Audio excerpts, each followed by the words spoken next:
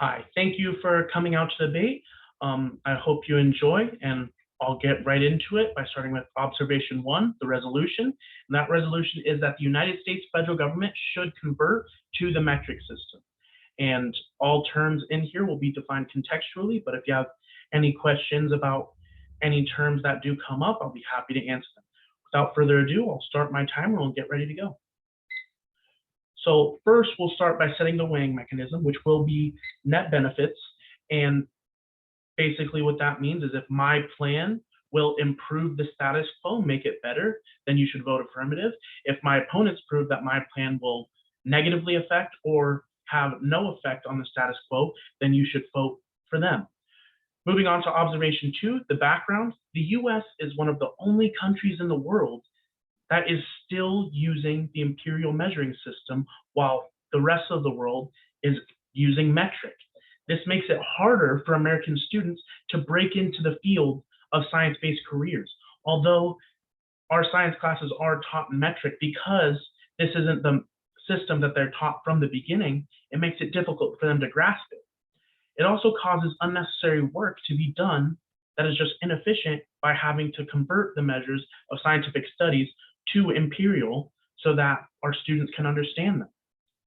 This brings us to observation three, which is the plan. And that plan is that Congress should pass a bill that converts the US from imperial measuring system to the metric measuring system. And for solvency, this would be done through normal means, whatever way Congress would normally go about passing a bill and implementing it would be how it's done. This brings us to observation four, which is the advantages. Advantage one can be taglined clarity. And if we go into the uniqueness, American students who graduate high school or college and then go into science-based fields have trouble adjusting to that metric system because they've been taught imperial their whole life. It's not clear to them. There's actually a magazine article in the Smithsonian magazine that I have linked that talks about how it's like trying to learn a new language after 20 years of speaking one language. It's like speaking English for 20 years and then trying to learn Latin.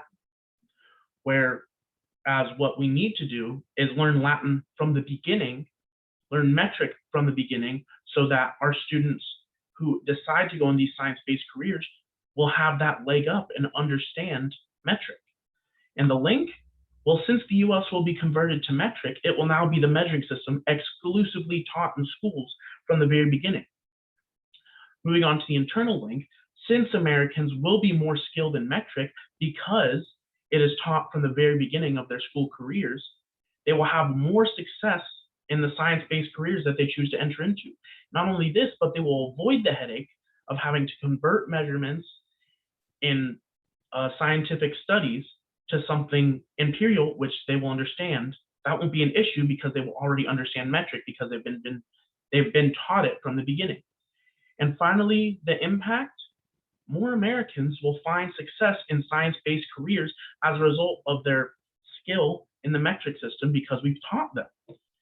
And not only this, but it will be easier once they're in those careers to conduct studies and share studies with scientists from other countries because they already have the same level of understanding in the metric system, which is the measuring system used especially in science. For all these reasons, I think you should vote for my plan and vote for the affirmative, and I hope you enjoy.